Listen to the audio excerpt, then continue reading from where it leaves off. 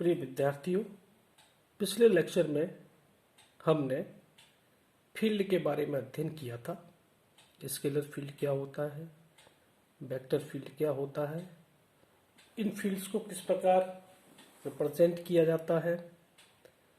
आज हम gradient of a scalar field यानी कि अदिश क्षेत्र की प्रवणता क्या है, इसे किस प्रकार परिभाषित किया जाता है, इसका मान कार्तीय निर्देशांकों या कार्टेशियन कोऑर्डिनेट्स में क्या होता है तथा इसका भौतिक महत्व क्या है, इसका अध्ययन करेंगे।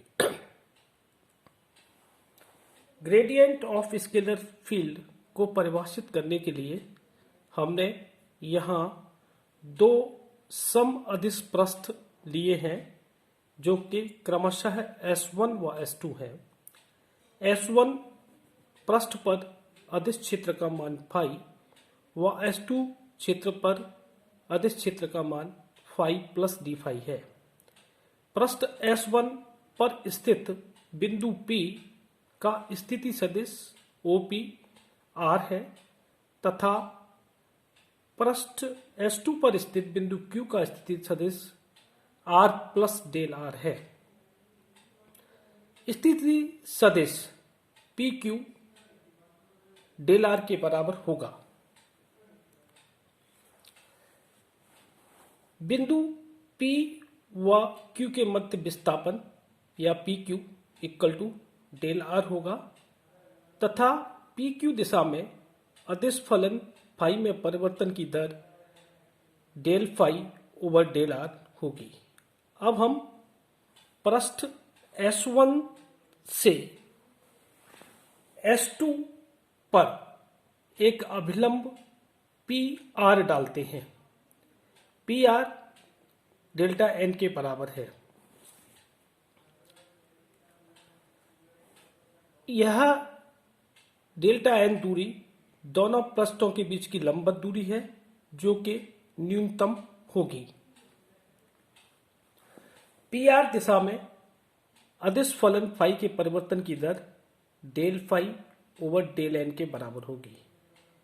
यदि डेल R दूरी अति अल्प है तो PQR को एक समकोण त्रिभुज माना जा सकता है और इस स्थिति में PR equal to PQ cos theta होगा।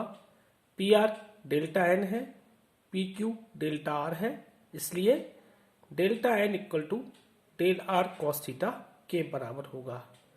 इस मान को हम समीकरण 1 में रख दें तो PQ दिशा में फाई के परिवर्तन की दर del phi over del N cos theta होगी, क्योंकि हम जानते हैं कि cos थीटा का अधिकतम मान 1 होता है।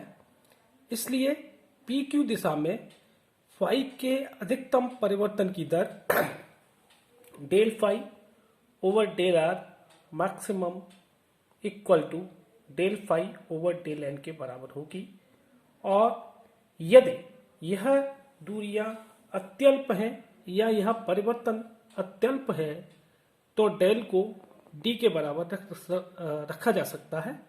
इस स्थिति में D phi over D R maximum का मान D phi over D N के बराबर होगा। इस प्रकार अदिश फलन फाई में परिवर्तन की दर सम अदिश पृष्ठ के लंबवत दिशा में अधिकतम होती है। जब हम दो पृष्ठ लें और उन दोनों पृष्ठों के बीच में जो न्यूनतम दूरी होगी हम जानते हैं वो लंबवत दूरी होगी। इस प्रकार किसी भी फलन में परिवर्तन की अधिकतम दर लंबवत दिशा में होगी और इस लंबवत दिशा में परिवर्तन की दर जो कि अधिकतम होती है उसको ही हम अदिश क्षेत्र की प्रवणता कहते हैं। यानी कि किसी अदिश क्षेत्र में अदिश फलन के अधिकतम परिवर्तन की दर को अदिश क्षेत्र की प्रवणता कहा जाता है। यहाँ ध्यान रखने वाली बात यह है कि किसी भी अदिश क्षेत्र की प्रवणता या ग्रेडियंट एक अदिश राशि होती है वह इसकी दिशा सम अदिश पृष्ठ के लंबवत होती है। यदि अभिलंब दिशा में एकांक सदिश n कैप है तो ग्रेडियंट फाई बराबर D phi over D R maximum in direction n cap, यानी कि gradient of phi is equal to the D phi over D N होगा। इस प्रकार हम ग्रेडियंट को परिभाषित कर सकते हैं। अब हम ग्रेडियंट का मान कार्टेशियन कोऑर्डिनेट में ज्ञात करेंगे। जैसा कि हमने अभी आपको बताया था कि gradient of phi equal to D phi over D N N cap होता है तथा विस्थापन सदिश डी आर को कार्तीय निर्देशांकों में I D x plus J D Y plus के डी जेड के बराबर रखा जाता है। यदि हम समीकरण 5 को दोनों ओर से डी आर वेक्टर से मल्टीप्लाई कर दें तो gradient of phi dot D r equal to D phi over D n into n cap d r होगा। N cap d r equal to d r cos theta होगा और इसका मान अभी जिस प्रकार डिस्कस किया था डी एन के बराबर होगा। इस प्रकार N cap dot D R D N के बराबर है और D phi equal to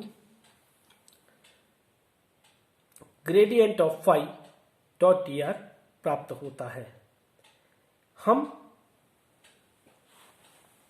phi के संपूर्ण अवकलज को एक्स वाई व जेड निर्देशांकों के सापेक्ष पार्शियल डिफरेंशिएशन की फॉर्म में लिख सकते हैं, जो कि D phi equal to del phi over del X into D x plus del phi over del Y into D Y plus del phi over del Z into D Z के बराबर होगा।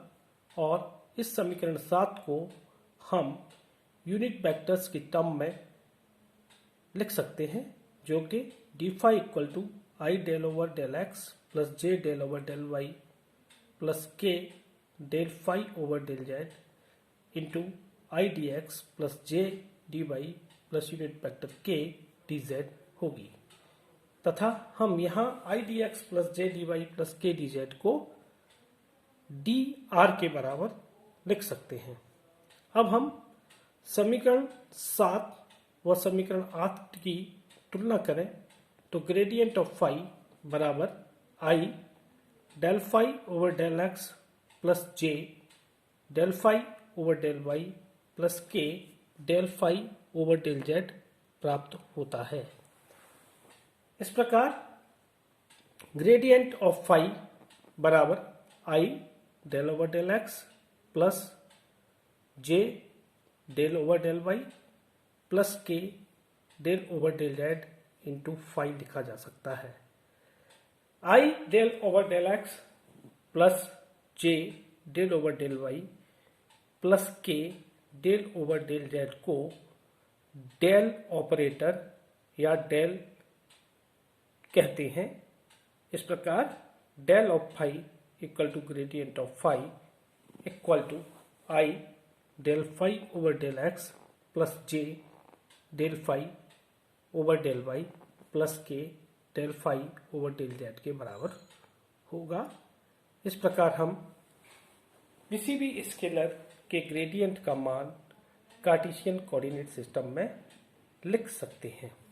अब ग्रेडियंट का भौतिक महत्व क्या है, भौतिकी में इसका कहाँ उपयोग किया जाता है, इस बारे में यदि डिस्कस किया जाए तो यदि हम अदिश फलन फाई को विभव v से व्यक्त करें, यानी कि फाई को विभव v के बराबर रखें, तो इस विद्युत विभव का ग्रेडियंट का नेगेटिव मान यानी कि ग्रेडियंट ऑफ फाई या ग्रेडियंट ऑफ वी का नेगेटिव मान, जैसा कि हम पहले से जानते हैं, विद्युत क्षेत्र की तीव्रता को प्रदर्शित करता है। यानी कि E बराबर माइनस ग्रेडियंट ऑफ फाई या E बराबर minus gradient of V equal to minus del dot V। इस प्रकार इसका भौतिक महत्व विद्युत क्षेत्र की तीव्रता को ज्ञात करने में किए जाने में है। धन्यवाद।